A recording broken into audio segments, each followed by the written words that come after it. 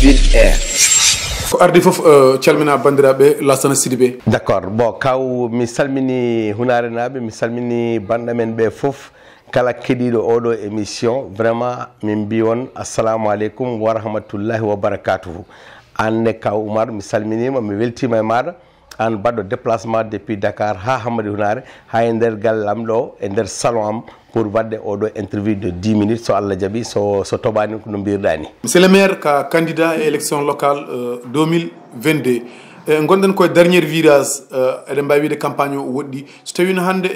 a waɗana ɗum diagnostiqué hol bilan mana mo tirta e balɗe puɗɗiɗe yaade e campagne o positif ou négatif? Balɗe puɗɗiɗi depuis le 8 ha aujourd'hui le 19 komin jii ko komin keeɓi ko vraiment ko weltare tan quoi machallah. Donc le bilan elle est positif, négatif kadi min kawrane ɗum quoi. ɗo yarate soko tawi a daari campagne o elle candidat ji fof koko mbaɗi à côté to banggue campagne o saabu ko ɓuuri ko hewde 95% ko ambiance ɓuuri hewde ala sensibilisation ala dénonciation ala namde e ɓeɓe ganduɗa kañumen tigui cohli hande e poste o woni 5 candidat manan goɗɗo jooɗiɗo o ala namde ɗeɓe namdoto maire o e gestion manam mo joguino ononde kadi yiɗɓe hebde palasuji ɓe ala proposition mo mbaɗɗon soko tawi on gari ko ɗum ɗo mbatton ko ni mbaɗirton est ce que cikkuɗa wona bambarteji ɗi ɓurɗon rewde ha affaire nde campagne mon jogori wadde fayi? eyyi kaw Oumar ko mbiɗa ko gonga par ce que ko tagui normalement maire sortant on hani addude ko bilan makko hamin kaɗi namdano bilan makko mais o waɗani présenté bilan a watta forcé gorko mawɗo noon wiide il faut kalana kam ko mbaɗɗa mais hankkadi hunarnaɓe devrait tirer les conséquences bilan o ko minen kani wonde bilan o par ce que ko minen kani haalde min kaaline kadi par ce que min e programme am mi haali mbimi 12 ans hande Amadou Samba Kane ko jooɗi ko wona pour wadde mo dénoncé wona ko pour yennude mo wona hay batte ko gonga e Allah tan min kalata 12 ans hande Amadou Samba Kane ko waɗi e Hamadi Hunare wiide tan oɗo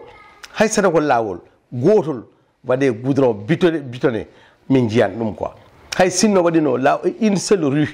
e nder Hamadi Hunare route centrale mamin mbi Amadou Samba Kane de ha hamin kalnamo hunde de mais o waɗi ɗum ɗo mais hay batte min jiyani franchement parler min Lassana c'est on a pour bonnude mo mais Amadou Samba Kane son bilan elle est négatif voilà minen noon so Allah waɗi somin gari inchallah mi haali ɗum e meeting am heccanki mbimi les 5 premières années min mbiyata hamin mbaɗa Hunare Eldorado mais inchallahu rabbi e nder programmation men hamin jogui yakore to Allah pour fewnude certaines rue e nder Hunare ɗo so Allah jaaɓi so toɓi wona e nder ndiyam ndewaten so Allah jaaɓi. D'accord onon politicien ji walla onon candidat ji ɗi mone mon foof wiyata somi ari mami fewnu ewa hande holɗo mbawɗon nokkude ngaluji ɗi ganduɗa oɗon mbawi fewnude manan wuuro ngo saabu eɗen gandi nokkuji men gona nokkuji manan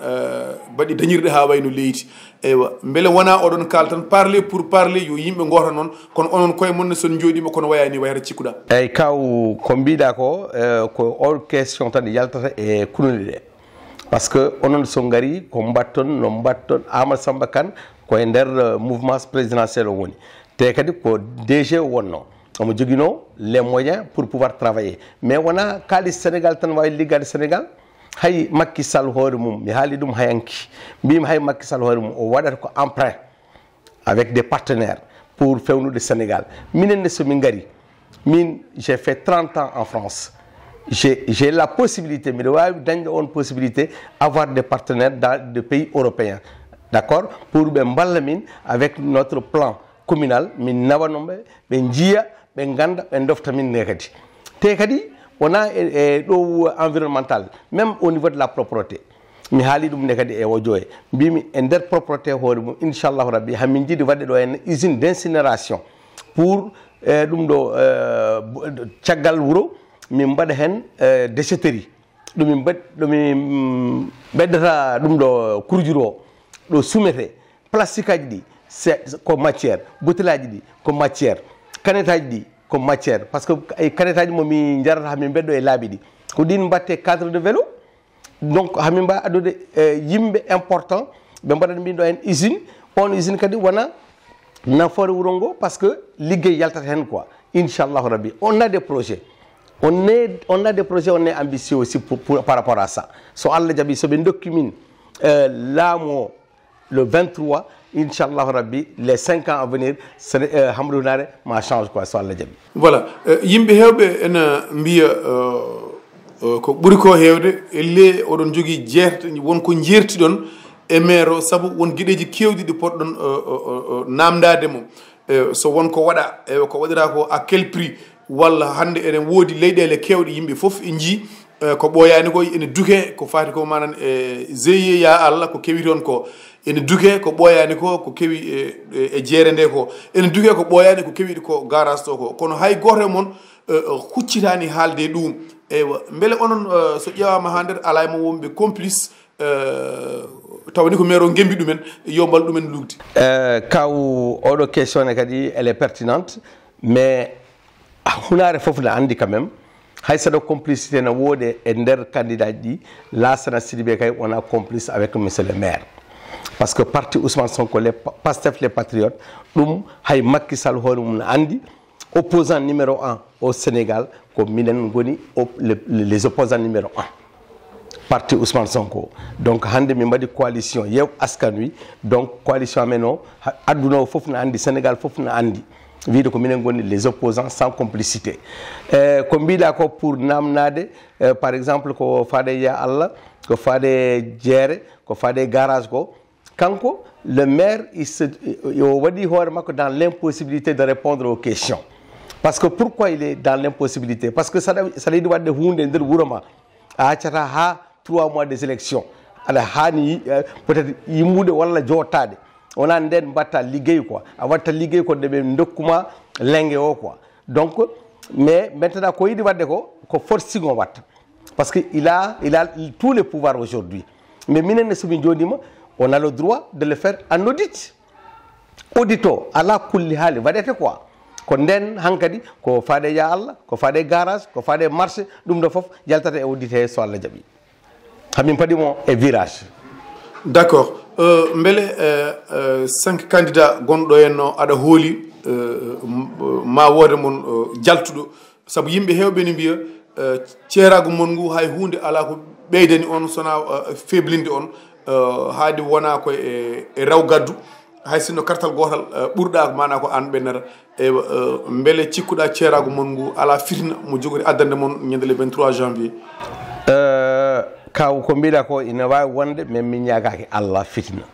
parce que min si c'est dit fitna moɗon si c'est dit fitna on fof mbason dañi perdon quoi ouais c'est à dire ok on fitna kay ne wawi wonde quoi parce que hankadi bon on est à la recherche d'un pouvoir hami ɗomin gonɗo hamin jiilo pouvoir o wona gonga minen yimɓe jeegom comme on a dit le bon français a dit diviser pour mieux régner ko ɗum addi raw gaddo o quoi parce que so wona ɗum c'est des élections à 2 tours ça sinno ko élection à 2 tours wona oɗo haala min gonno quoi mais hankkadi haade ɓe gaddi raw gadde noon ala kulli haal saɗa ko min ɓuuriɓe hay saɗa ko kartal gotal ko min jotto mais hande saɗa ko Amadou Samba Kane ɓuuri min ne kadi ko kanko jotto donc minen yimɓe joyo gonɗo caggal o donc on est complice si tu veux quelque part de cette division quoi parce que sinno en kawrino mais kadi no kalamami nane ni mbimi opposition ala e Hammadou Hounare so wona min Lassana pourquoi mbimami noon parce que ko heddi ko foof koye nder Benno Bokk Yakar ɓe goni c'est à dire min jiiɗa nadde nder débat politicien quoi mais so wona ɗum ɓeɗo kamɓe foof Amadou Samba Kane Benno Bokk Yakar Issa Dia Benno Bokk Yakar Mbodi Dabo Benno Bokk Yakar Souleymane Jules Sekom Benno Bokk Yakar Amadou Baba Diaby hande min mbawi wiide ko kanko ne hay so wala o ala e Benno Bokk Yakar koye nder mouvance présidentielle parce que Oumar Sarr en foof nani e nder APR ɓen goni mawɓe PDS wona gon Karim o momin kalto Karim min jiyatamo min natanmo donc wonɓe ɗo ɓe kam ils sont tous fait partie dans le mouvance présidentielle donc opposition ɗo henna Hammadou Hunare mbiɗa wawi wiide ko min tan won ɗo hen opposant voilà holko mbaɗɗon préparé jour le 30 holko mbaɗɗon préparé jour le 23 janvier parfois campagne wawi réglude wasa wadde perturbation ha so fuɗɗinoma yimɓe luuki ɗum dartima caɗele natti wadde eywa yaha les jours ci onon leader uji ɗi onon koye mon mbaɗata créé fitina saabu mone mum fof sen ya ene wotoya gangor rewaɗe mum ene honga bawɗi e n' importe onon fof gardon e waktu goto leader ɗi fof gardata e waktu goto mbiyane goota est ce que ɗum ne on miccima hen gam ɓe ƴeewon enen koye mon on leader uji ɗi oɗo ara 10 heures walla o ara 9 heures o ara 9 heures et demi o ara 10 heures o ara 11 heures et demi non taw onon leader uji ɗi on tawdirta mana e nder école mo gortono so tawi ko onon ndendi mana école mo gortono est ce que on keblima e ɗum très bien min kaw oɗo question mi lelaki pour wiide miɗa miijo ɗum pour haalandema wiide mi miijima ɗum non mais ko an rokkimi on yiide joni e haala ma mais minen noon ko min jinno ko noddude leader ji ɗo e janggo walla ɓaawo janggo pour jooɗade pour après au calme e nder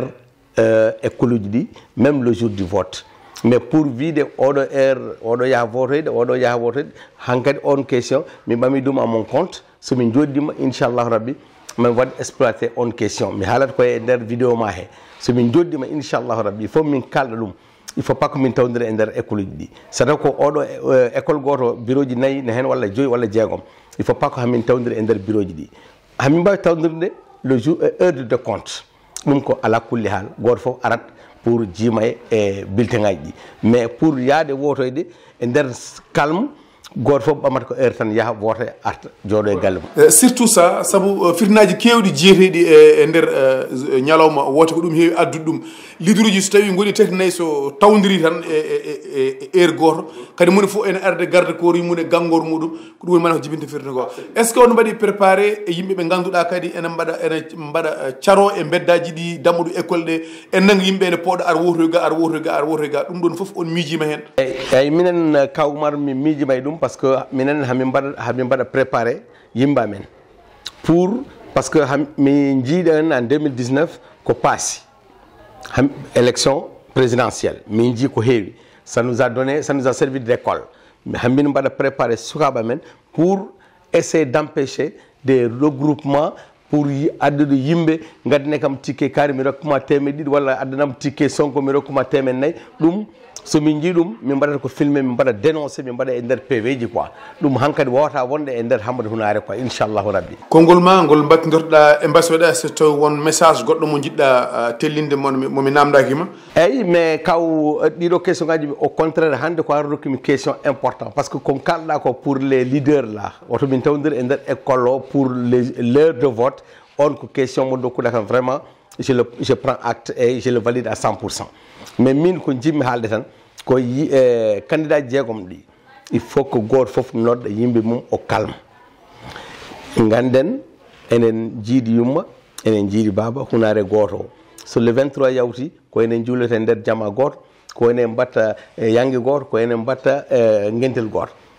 donc goto meɗen foof yo andu tan ko ɗum ɗo ko en passager quoi woni hen e mabɓe ni Baba Amadou Diaby en peut-être c'est leur dernier mandat